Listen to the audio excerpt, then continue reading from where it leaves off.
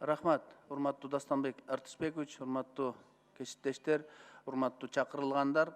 Мы изам долбоорун иштеп чыгып, мен чоң рахмат айтат элем коллегаларга. Анан эки комитеттин корутундусу бар, конституционныйдыкы, социальныйдын корутундалары бар. Кичине баяндама берип койсом.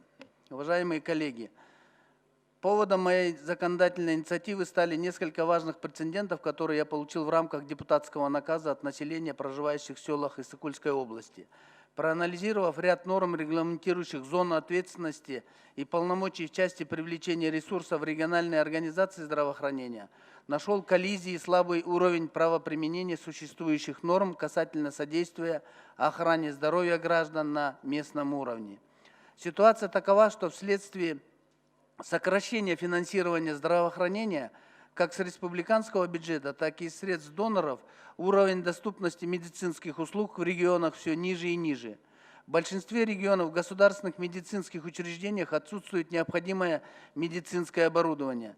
Инфраструктура и материально-техническая база изношена, а диагностические возможности существенно ограничены. Отмечается высокий дефицит кадров. Ограниченное лекарственное обеспечение, гарантированные услуги для больных социально значимыми заболеваниями не предоставляются в полном объеме. Социальное сопровождение больных хроническими заболеваниями осуществляется слабо или игнорируется вовсе. Внося изменения в закон Кыргызской Республики о местном самоуправлении, мы можем создать правовую базу для использования возможности финансировать из местного бюджета потребности местного населения в медицинской помощи. Существующая правовая коллизия должна быть решена посредством гармонизации законов об охране здоровья граждан Кыргызской Республики, о местном самоуправлении. Бюджеты республиканского значения такие, как бюджет ФОМСа и социальные трансферы республиканского бюджета не будут переданы или стагнированы в сторону увеличения или уменьшения, будет лишь разрешен процесс финансирования, именно только процесс возможности финансирования. Многие органы местного самоуправления в своих программах развития разрабатывают планы по улучшению здравоохранения, но бюджет на ее реализацию не защищают перед местным кеңешем. Так вот, предлагаемая норма, вернее, включение вопроса местного значения здравоохранения позволит самодостаточным местным властям финансировать социальный значимый сектор.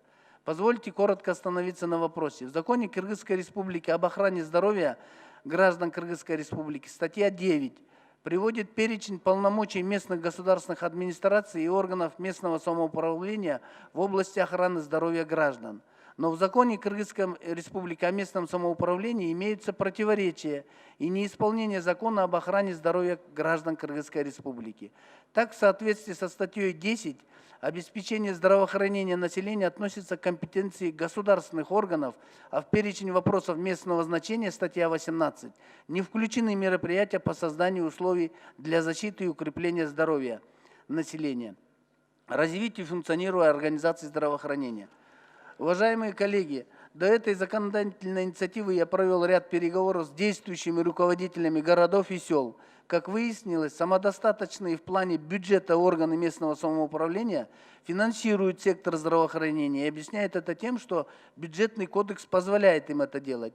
Более того, почти каждая программа на местном уровне так или иначе имеет задачи и планы в отношении охраны здоровья граждан.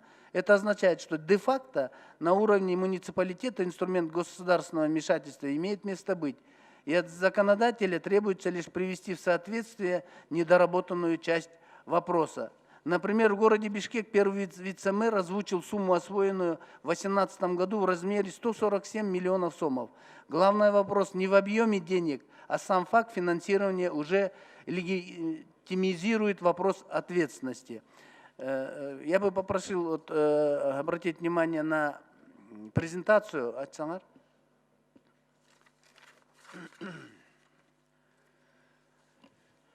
Вот бюджет здравоохранения из Министерства здравоохранения 19 год 4,6 миллиарда, 20. Бактыбек Сагындыкович, кечиресиз, танапис убактысы болуп калды, сизге канча мүнөттө бүтө аласыз? Же болбосо танапис деген улантсакпы? Баяндамаңызда 2 минут берейин, ошо менен жыйынтыктап койсоңуз, анан танапис кылалы. Жыйынтыктап алыңыз. Микрофон бергиле. Бактыбек Сагындыкович. Министерство здравоохранения 19-жылы 4,6 миллиард, 20-жылы 3,7 болуп атат. Сокращение 829 миллионго, фомстуку 359 миллионго, жалпы баары 1 миллиард сомго чейин жетип атат да.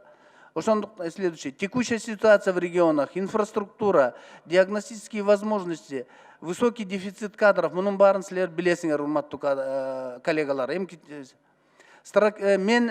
Основания для государственного вмешательства и моей законодательной инициативы — это прежде всего стратегия развития до 2040 года, указы президента Кыргызской Республики об объявлении 18, 19, 20 годов годами развития регионов. А также особо хочу отметить программу правительства Кыргызской Республики по охране здоровья населения и развитию системы здравоохранения на 19-30 годы. Коллизия в законодательстве. Статья 9 Закона об охране здоровья граждан Кыргызской Республики вступает в коллизию со статьями 10-18 Закона о местном самоуправлении. Следующий. Я уже заканчиваю. Предлагаемые изменения. Внести в Закон Кыргызской Республики о местном самоуправлении следующие изменения. Статью 18 дополнить только одним пунктом. Содействие в реализации программ, связанных с охраной здоровья населения. Урматтуу коллегалар, концептуально колдоп бергениңерди суранам. Чоң рахмат.